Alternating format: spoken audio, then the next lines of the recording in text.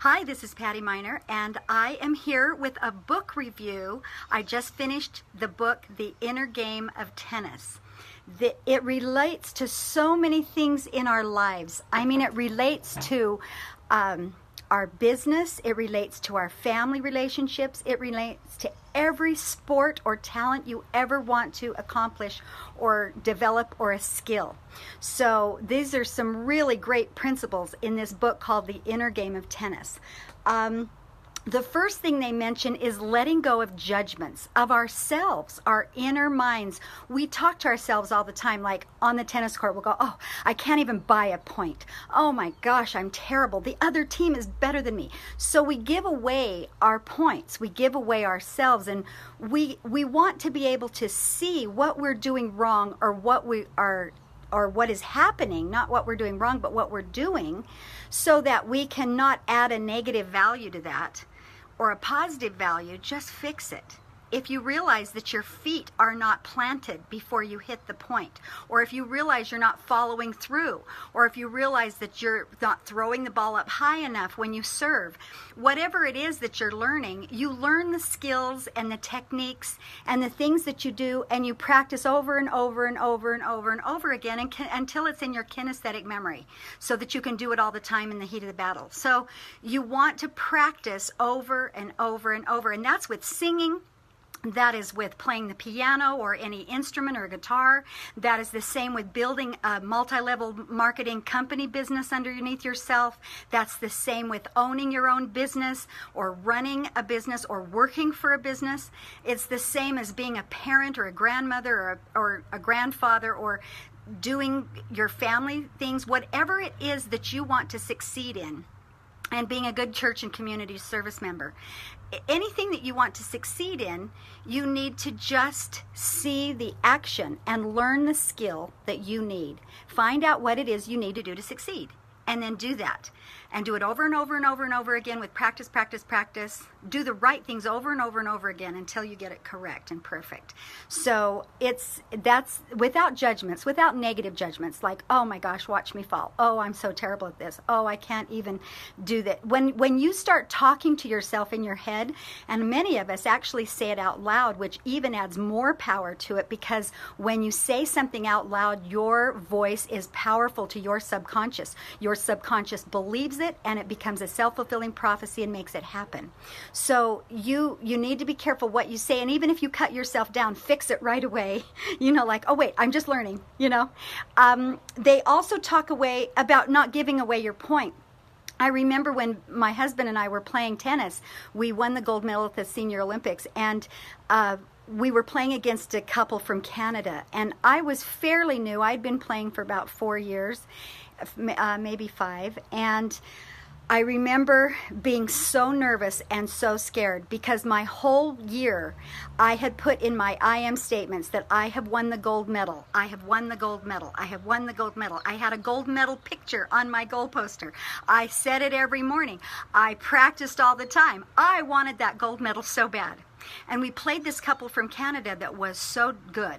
And it happened to be raining the day before, so all of our sets were pro sets, which means you have 8 games which is really fast. You don't get 3 full sets, you just have 8 games, and you have to win. So we were down 6-0. They were winning 6 points. We only had 8 points to win. They had to win by 2. So I remember we took a break, and I said, wait a minute. I have been saying this every single day this year. I want this so bad. I want to win the gold medal. Oh my gosh, I want this more. So I told Vince, I said, we want this more than they want this. I've had this on my goals the whole time. We have to step up our game. This gold medal is ours. I told him that, and he got really, oh my gosh, yeah, we got to step it up. So he was really cute. He's so patient with me. Anyway, I said, and then I said, what are their weaknesses? I don't even see any weaknesses. All I see is that I'm not as good as they are, and I feel insignificant or inferior. And so he pointed out a few things that they have a weakness of and a few strengths that I have.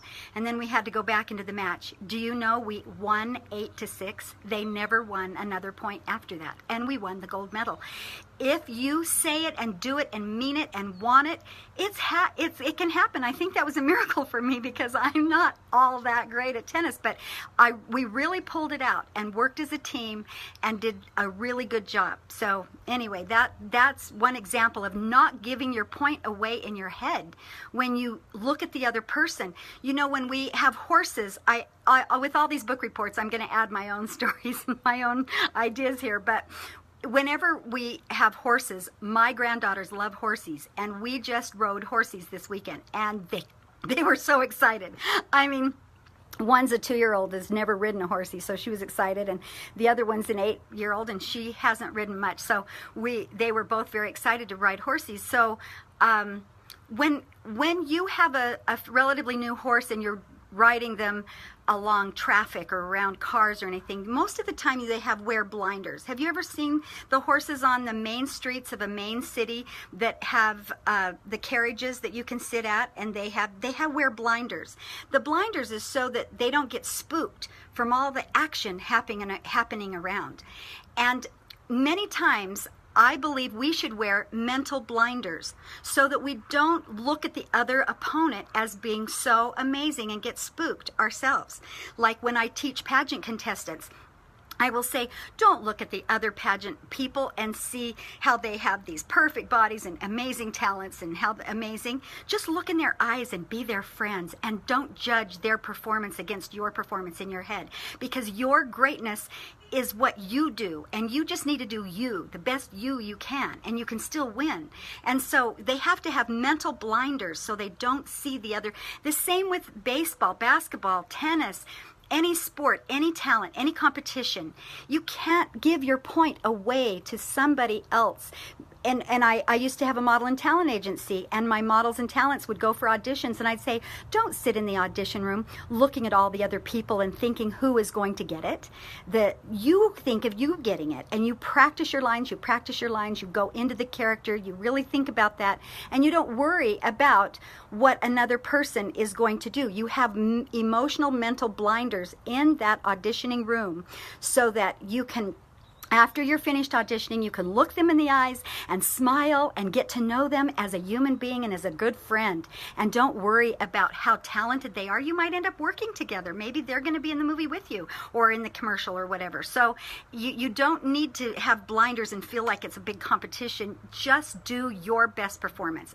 And that's what brought it to my attention, reading The Inner Game of Tennis, was that we need to not give our point away, and don't add negative value, especially to any observation that you ever find about yourself. Okay, then they said slow your mind down. And usually there's so much going on in our minds because there's our families, and there's billboards, and there's advertisements on television and the internet and our telephones. There's so many distractions, and our brains can be just firing like crazy. But if you can focus and concentrate on the moment at hand, you will have success. The same with when you go to work in the morning, or if you work for yourselves, that you plan that time to concentrate just for yourself on that moment, that time, that skill or set that you're doing right then. Are you making phone calls? Then practice on just making phone calls. Are you sending out emails? Then practice on getting the very best email before you send it, and make sure you cover all the bases. Don't be distracted by all the distractions out there. Focus down on one thing and cut out all the distractions. The same with tennis, or the same with The Inner Game of Tennis, the book I read. They want you to slow your mind down so that you can concentrate on the point at hand, and the feet movement and the arm movement. And then you don't really focus on those movements. You start working as a machine. You practice each individual part as individually, but then you put it together as a machine, and you slow your mind down, and you do the whole project. Okay, so they said don't make it happen, let it happen. Just let it happen. As a movie director, in The Inner Game of Tennis, the guy said that you could be like a movie director and say, I'm a professional. I'm in a movie and I'm a professional tennis player. And so you're just going to focus on how wonderful you look and how good you hit the shot, and don't even worry quite about where the shot's going, although you keep your eye on the ball, but you're just really focused and you're just being like a movie pro. That's the same way with when you go to an audition for a movie. Actually, you want to turn off that little camera in your head that says, oh, look at you, you're being stupid or silly, or look at you, you're not doing it good enough, or whatever you do to make fun of yourself. And you have to turn that off, turn that little movie producer off in your head, and just be the pro, be the person, act as if. So act as if you are the best business person in the world when you are at business. Act as if you are the best parent when you're around your children. Act as if you're the best grandmother, grandfather when you're around your grandchildren. Act as if you are the best church and service member in the world when you're doing church and service. Act as if you are a professional tennis, basketball, softball player when you're playing that sport. Or act as if you're the best singer, songwriter, guitar player, piano player, whatever. Act as if you're the professional. Act as if you are a professional and feel it. Put on it. Help it to put on that professional person that you idolize, that you think is wonderful, and put that person on and be that person just for a little while. Just kind of feel like, what if? Okay, I'm just going to pretend. And we, as little children, we pretend all the time. We pretend, and we've lost that as adults. I think we need to learn to pretend to be that professional again, and until we make it so. And we just have to keep doing our very, very best. And the very best is your perception of that professional. Okay, then they said concentration. In the Inner Game of Tennis, he talks about concentration whenever he's overwhelmed or has a problem. He wants to focus on breathing. I say that to actors, I say that to singers, I say that to everybody. Focus on your breathing, because your breathing in and out will help you to calm the mind and get right back into the focus that you need to have. Then keep your eye on the ball. Okay, he mentioned impact, follow through, footwork, and timing. And this is true in business and life, really. So your first impact of when you hit the ball, or when you get into the business, or when you are a parent, that's an impact. Okay, then you have to follow through and do all the skills and all the, when you're following through with the racket, or you follow through with the ball, or you follow through with your whatever you have to do as a family member.